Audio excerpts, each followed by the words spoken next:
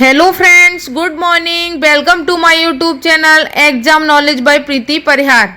आज है 24 दिसंबर 2022। आज हम 24 दिसंबर 2022 का करंट अफेयर डिस्कशन करने वाले हैं। आने वाले सभी एग्जाम्स के लिए करंट अफेयर एक बहुत ही इंपॉर्टेंट टॉपिक है। हर एग्जाम्स में करंट अफेयर से क्वेश्चन पूछे ही जाते हैं। तो चलिए बिना देरी किए हुए आज का वीडियो शुरू करते हैं। आज का हमारा पहला क्वेश्चन है, विदेश मंत्री एस जयशंकर ने किस वर्ष के कार्यकाल के लिए संयुक्त राष्ट्र सुरक्षा परिषद में गैर स्थायी सदस्यता के लिए भारत की उम्मीदवारी की घोषणा की है?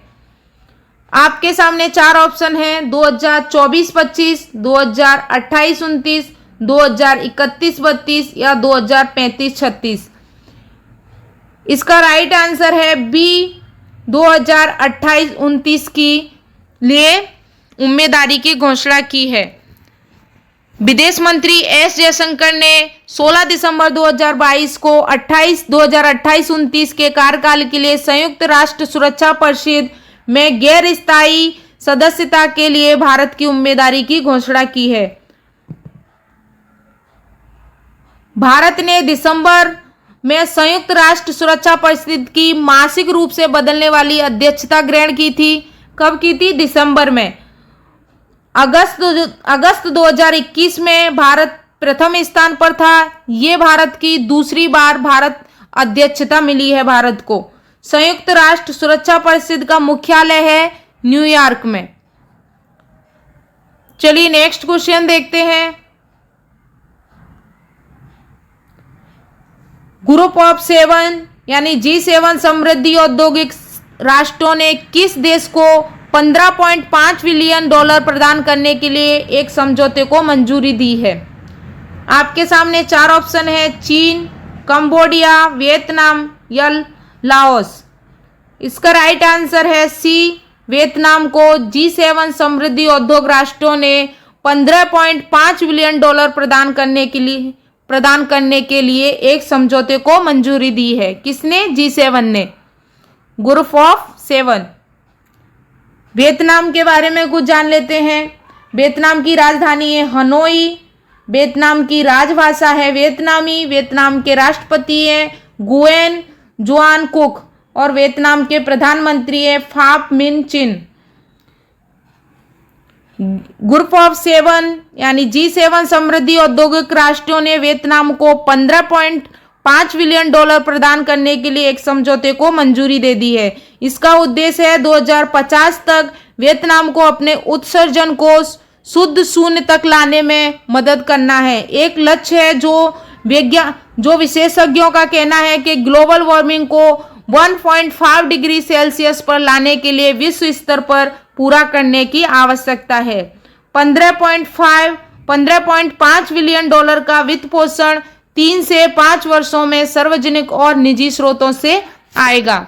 ये इनको मदद कितने सालों में मिलेगी? 3 से 5 वर्ष के अंदर इनको $15.5 बिलियन की वित्त पोषण की मदद मिलेगी वियतनाम को G7 ग्रुप के द्वारा। चलिए नेक्स्ट क्वेश्चन देख लेते हैं। हाल ही में संयुक्त राष्ट्र ने प्राकृतिक दुनिया को पुनर्जीवित करने के लिए किसे शीर्ष 10 विश्व बहाली फ्लैगशिप में से एक के रूप में मान्यता दी है? किस योजना को? नमामि गंगे, प्रधानमंत्री किसान योजना, आयुष्मान योजना या बाल गोपाल योजना। इसका राइट आंसर है ए, नमामि गंगे योजना को 10 शीर्ष विश्व बहाली फ्लैगशिप योजनाओं में से मान्यता मिली है। संयुक्त राष्ट्र ने भारत की पवित्र नदी गंगा को फिर से जीवित करने के लिए नमामि गंगे पहल को प्राकृतिक दुनिया को पुनर्जीवित करने के लिए शीर्ष 10 विश्व बहाली फ्लैगशिप में से एक के रूप में मान्यता दी गई है। NMCG ने मॉन्ट्रियल कनाडा में जैव विविधता पर कन्वेंशन के लिए पक्षकारों के 15वें सम्मेलन में एक समारोह में पुरस्कार प्राप्त किया है। नमामि गंगे को दुनिया भर के 70 देशों में से 150 से अधिक पहलों में चुना गया है। चलिए नेक्स्ट क्वेश्चन देखते हैं। विश्व एथलेटिक्स के अनुसार 2022 में ट्रैक एंड फील्ड क्षेत्रों में सबसे ज्यादा लिखे जाने वाले खिलाड़ी कौन बन गए हैं? नीरज चोपड़ा, उसेन बोल्ट, सुनील छेत्री या लियोनेल मेसी।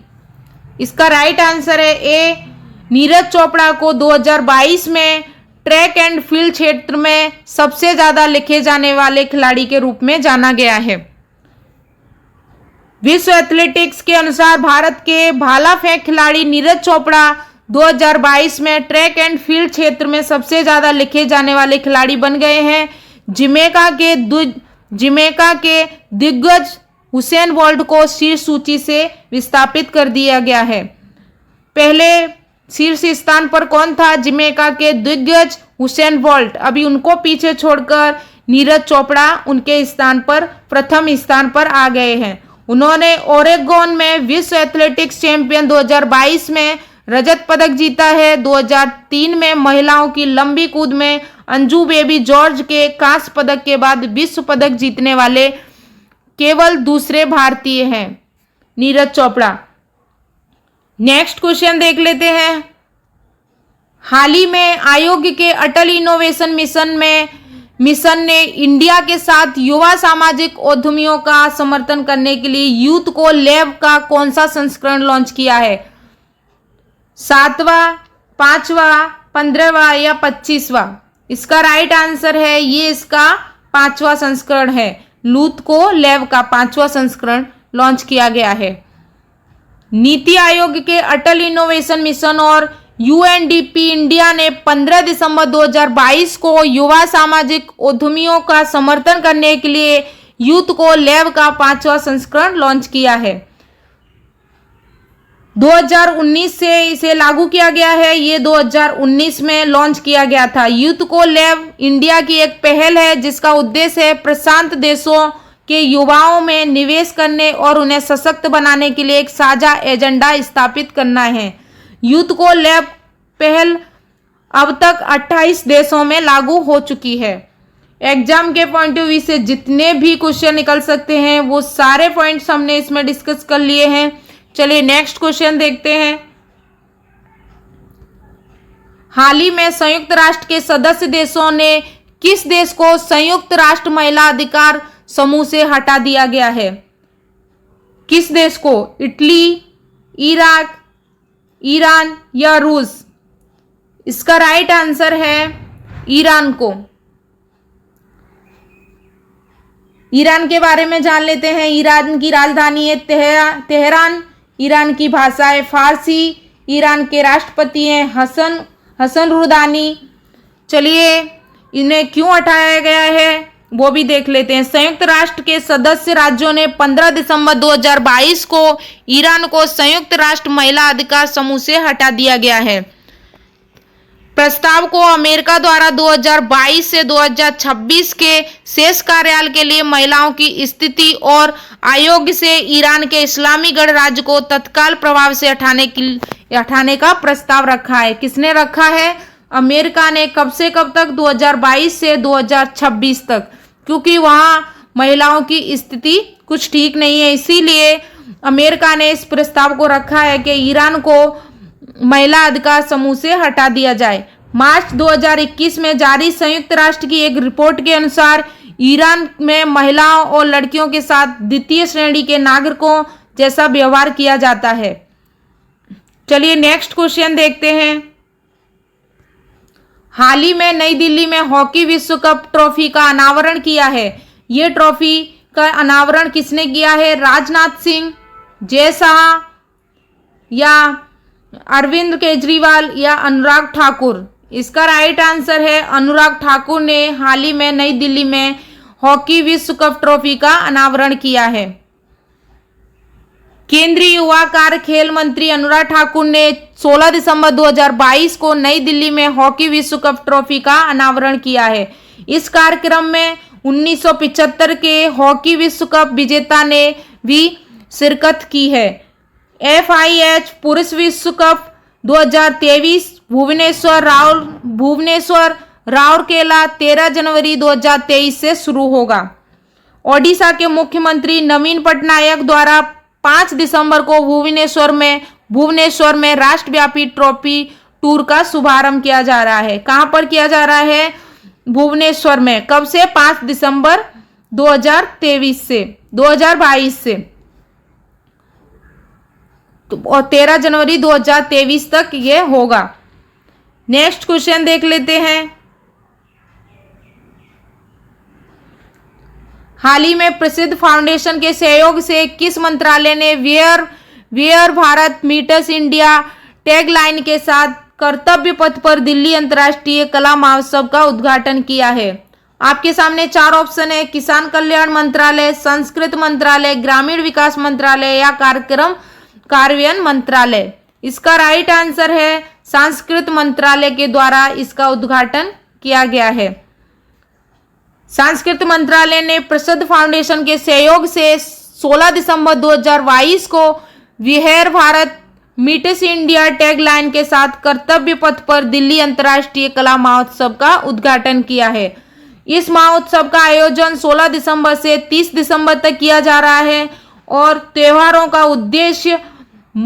इन त्योहारों का उद्देश्य महान महाकाव्यों योद्धाओं को सम्मिलित करना है जिन्होंने अंग्रेजों के खिलाफ भारत के स्वतंत्रता संग्राम के लिए लड़ाई लड़ी थी। चलिए नेक्स्ट क्वेश्चन देखते हैं। हाल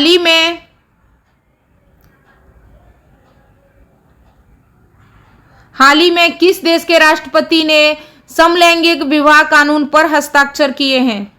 फ्रांस, भारत, इंग्लैंड या अमेरिका? इसका राइट आंसर है अमेरिका के राष्ट्रपति ने समलैंगिक विवाह कानून पर हस्ताक्षर किए हैं।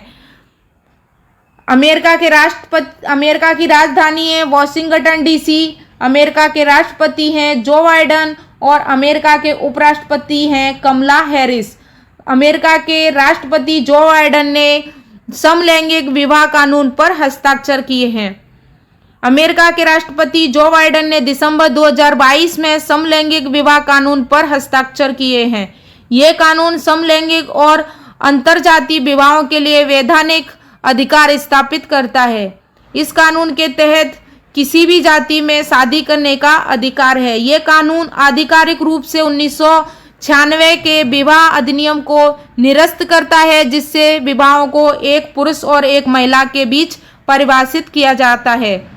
2022 तक अर्जेंटीना, ऑस्ट्रेलिया आदि सहित 33 देशों में समलैंगिक जोड़ों के बीच विवाह कानूनी रूप से मान्यता प्राप्त हो चुकी है। कितने देशों में? 33 देशों में समलैंगिक विवाह को कानूनी रूप से मान्यता प्राप्त हो चुकी है। नेक्स्ट क्वेश्चन देखते हैं। अखिल भारतीय आयुर्विज्ञान संस्थान नई दिल्ली को दिसंबर 2022 में तंबाकू मुक्त क्षेत्र घोषित किया गया है। अखिल भारतीय आयुर्विज्ञान संस्थान नई दिल्ली की स्थापना किस वर्ष से हुई थी? 1956, 1962, 1969 या 1982? इसका राइट आंसर है 1956 में अखिल भारतीय आयुर्विज्ञान संस्थान नई दिल्ली की स्थापना की गई थी। 1956 में अखिल भारतीय आयुर्विज्ञान संस्थान नई दिल्ली को दिसंबर 2022 में तंबाकू मुक्त क्षेत्र घोषित किया गया है।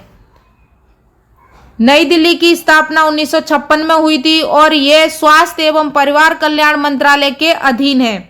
इसके अलावा एम्स के परिसर में धूम्रपान और तंबाकू थूकना रोगियों के आगंतुकों और गलती करने वाले व्यक्तियों के लिए दंडनीय अपराध होगा और ऐसा करने वालों पर 200 रुपये का जुर्माना लगाया जाएगा।